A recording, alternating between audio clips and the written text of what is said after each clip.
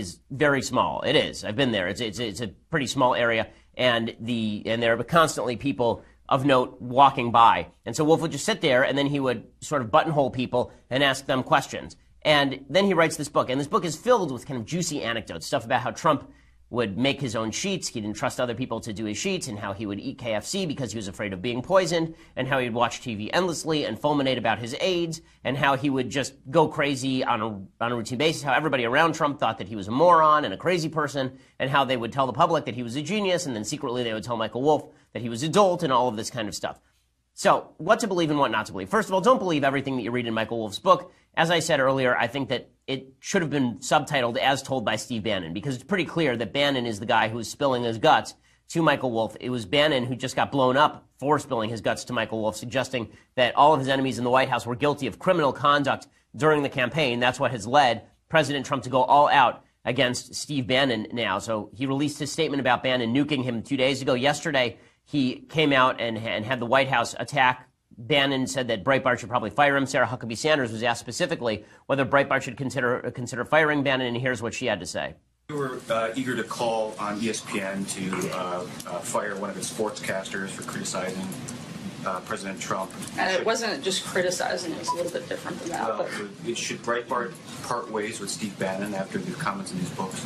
I certainly think that it's something they should look at and consider. Brian, thanks. So there are a couple of things here. Number one, of course, the Trump administration feels this way. Second, is it appropriate for the Trump administration to be dictating to a private news organization what exactly they should be doing with their own staffing? The answer is no.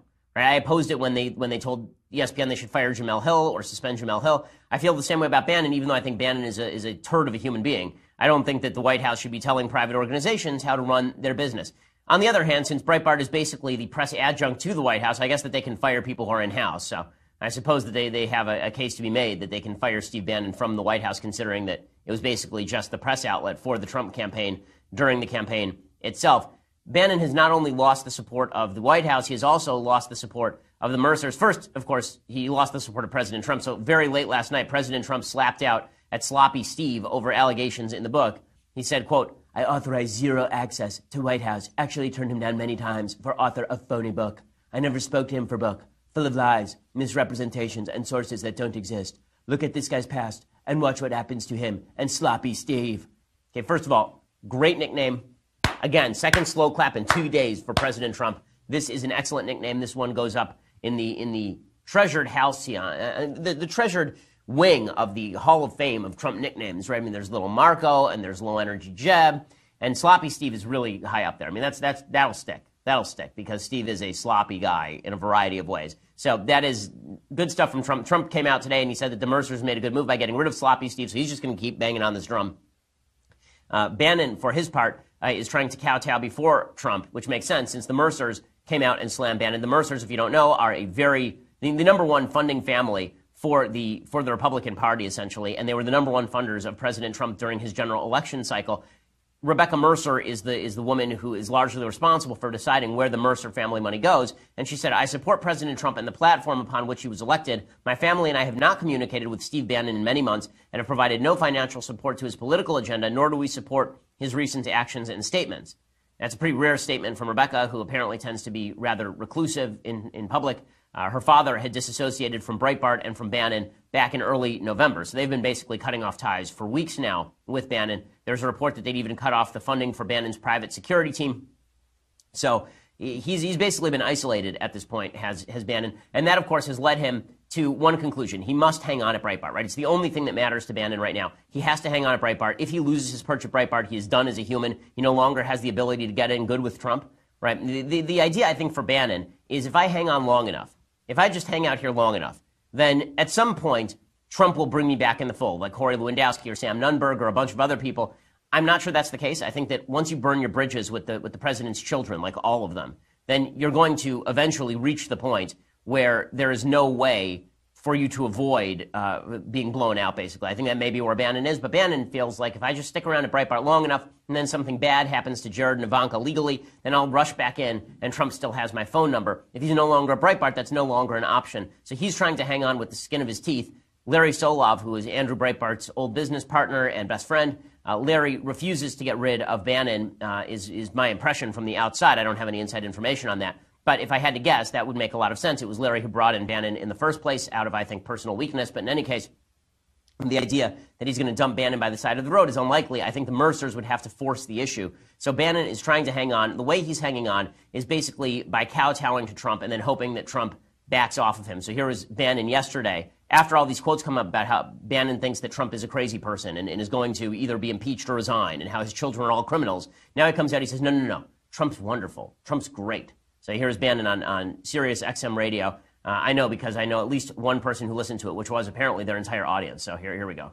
The President of the United States is a great man. You know, I support him day in and day out, whether going through the country, giving the Trump miracle speech or on the show or on the website. So I don't think you have to worry about that. But I appreciate the kind words.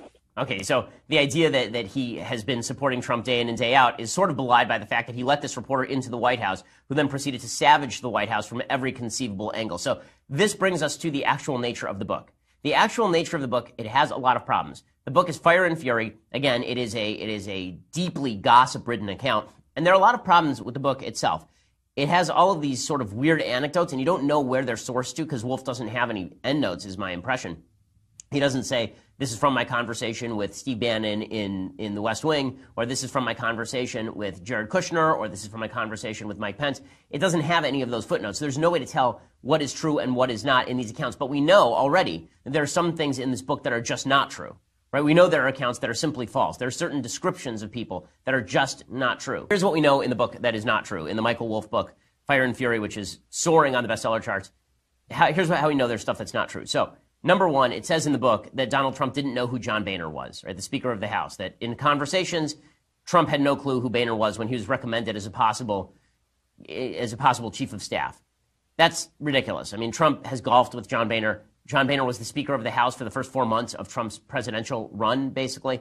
The idea that Trump has no idea who Boehner is really hard to hold to scrutiny. Beyond that, it's also ridiculous to suggest, as the book does, that Stephen Miller, who is one of Trump's top aides, one of his speechwriters, can't put together a sentence. I mean, the guy did go to, I believe, Duke Law School, if I'm not mistaken. No, Stephen did. As well, not only that, Stephen was also Stephen is a policy wonk. So there's an accusation that Stephen Miller is not, in fact, a policy wonk. When it comes to immigration, I've spent hours talking with him about immigration. The idea that he is not a policy wonk is just asinine. Miller didn't go to Duke Law, rather he went to Duke itself. So he's a smart enough guy to go to Duke, which is a top college. The idea that he can't write a sentence is silly. There are other claims in this book that are being called into question. There's a claim that Sean Hannity expressed his willingness to let Trump review questions in advance. Hannity said that he never did that. I don't know whether to believe that or not. The interviews were friendly enough. I don't think Sean would have to do that, right? I mean, Sean could basically just say to Trump, listen, I'm not going to sandbag you. And Trump would agree because Sean would never sandbag Trump.